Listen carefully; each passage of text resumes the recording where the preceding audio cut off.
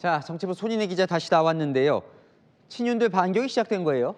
네, 친윤계 말들이 상당히 거칠어지고 있습니다. 요약하자면 어차피 탄핵안 통과는 못 막는 마당에 이제 눈치 볼 필요 없다는 걸로 보입니다. 그동안엔 탄핵 막기 위해 어떻게든 한동훈 대표 측 이탈표 8표를 단속해야 했지만 이제 그럴 이유 없어졌다는 거죠. 그동안 참았던 두 가지 말이 터져 나오고 있는데요. 대통령은 내란죄가 아니다. 그리고 한동훈은 당을 나가라는 겁니다.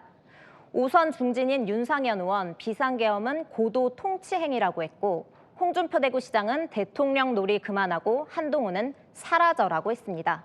스스로 안 나가면 축출한다고요. 그러니까 탄핵안이 가결될 경우 그걸 이제 한동훈 대표에게 책임을 묻겠다는 것 같습니다. 네, 토요일에 탄핵안 가결되면 당내에서 한동훈 대표 사퇴하라는 목소리 나올 것 같습니다.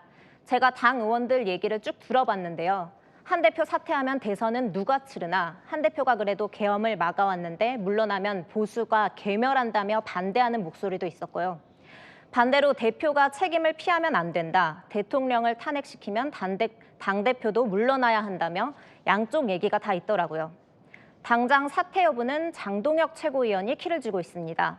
지난주에 탄핵 시 사퇴하겠다고 했었는데 이를 주워 담을지가 주목됩니다.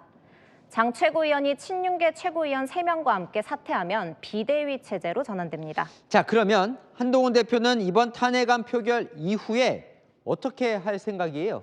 네, 한 대표 이제 두 가지 중요한 선택의 기로에 섰습니다.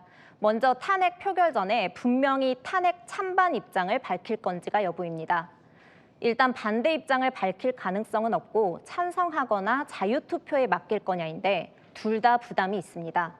찬성하면 친윤 지지자들의 배신자 프레임을 감수해야 하고요. 입장을 밝히지 않을 경우에 책임을 회피한 비겁한 행동이라는 비판을 피하기 힘듭니다. 두 번째 선택은요, 탄핵안 통과 시 사퇴할 거냐의 문제입니다. 사퇴하면 난파선을 벌이고 떠나냐, 무책임하다는 비판 예상할 수 있고요.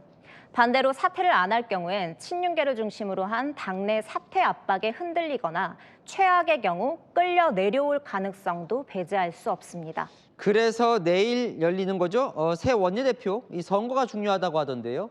맞습니다. 친윤계는 권성동 의원을, 친한계는 김태호 의원을 밀고 있습니다. 이번 원내대표가 중요한 이유, 한 대표가 물러나면 대표 권한대행을 맡고 비대위원장도 꾸리는 임무가 주어지기 때문입니다.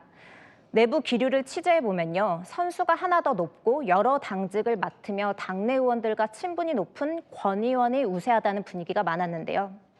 친한계에선 이 상황에 친윤계 원내대표를 맡는 게 말이 되냐, 이건 원내 쿠데타라는 반발이 거세고요. 친윤계의 한 의원도 사실 사람의 문제가 아니라 계엄으로 대통령 탄핵 표결 직전인데 친윤계 원내대표가 맞냐는 우려 분위기 실제 있다고 전했습니다. 자, 결과적으로 그러면 이 친한계의 운명은 어떻게 되는 겁니까? 네, 답을 드리고 싶은데 탄핵이 되면 한 치 앞도 예측할 수 없는 그야말로 시계 제로입니다. 친한계 내에서는 오히려 탄핵안이 가결되면 한동훈 대표 중심으로 대통령 끊어내야 한다는 목소리도 나옵니다. 한 대표가 대통령 탈당을 요구해온 만큼 출당 얘기도 나올 수 있는데요. 앞서 전해드린 대로 한 대표 주변 운명도 가늠하기 힘든 상황입니다. 네, 잘 들었습니다. 아는 기자 손인혜 기자와 살펴봤습니다.